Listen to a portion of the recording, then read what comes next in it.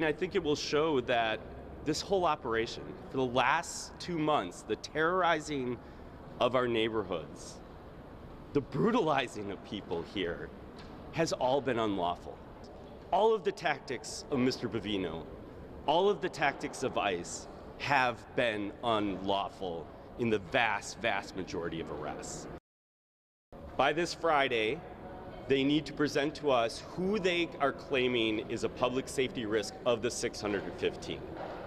They identified apparently 12 today that they think, but they had no justification, okay? That's by Friday. That then is supposed to set in motion them to be released, right? He has said, I'm gonna stay that at your request, the process of release, for a week, till the following Friday. Separate from that is, of course, the people that weren't on that original list. So all the people that have been arrested since October 7, for example.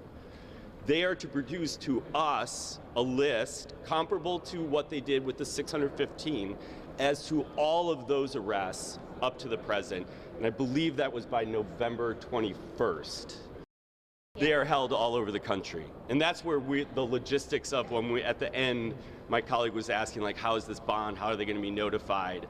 The logistics of where these people are is going to be a piece we really need to work through with the government, because we want this to be realized.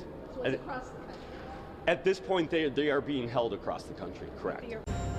We have a live look for you over the city of Chicago this morning, where there will be an immigration ruling, one's expected at least later today. A federal judge is considering whether to release hundreds of illegal aliens back on the streets who were arrested as part of the immigration blitz in Chicago the past few months or so. The attorneys suing on behalf of the illegal aliens argue hundreds of people were arrested by federal agents in violation of a consent decree in place in the state.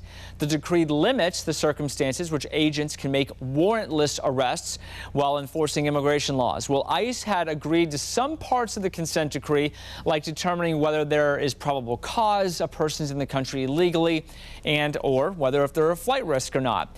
DHS fired back in the courts right away, saying Congress granted Homeland Security the power to grant release and parole of the illegal aliens. That was part of it. They say federal judges cannot order DHS to release any aliens on parole because Congress stripped them of that authority. A lot to keep track of. We'll do it for you as this goes through the court system later this afternoon. Jan. Now to Chicago tonight in the immigration crackdown there. The Trump administration now asking an appeals court to pause a judge's ruling that blocks some use of force against protesters and journalists. The ruling bans federal agents from using riot control weapons like tear gas or pepper bullets unless it is a life-threatening situation. And immigration officials just announcing an arrest after someone fired at Border Patrol agents Saturday in Chicago. Now, no one was hurt there, but get this. DHS officials say agents were boxed into a street and as well as an alleyway there when the man opened fire in a passing SUV, then immediately drove off. This is indeed an illegal alien that had a prior felony conviction for firearms. I just got off the phone with the FBI. They're doing a fantastic job alongside ATF and Chicago Police Department to wrap this case up pretty quickly. Within 48 hours, they already have a suspect. That shooting happening during a violent afternoon for federal agents in Chicago. DHS saying protesters threw paint cans and bricks from rooftops above at Border Patrol vehicles. You see the damage in the pictures we're showing you here. It got so bad, in fact, Chicago police had to evacuate the area.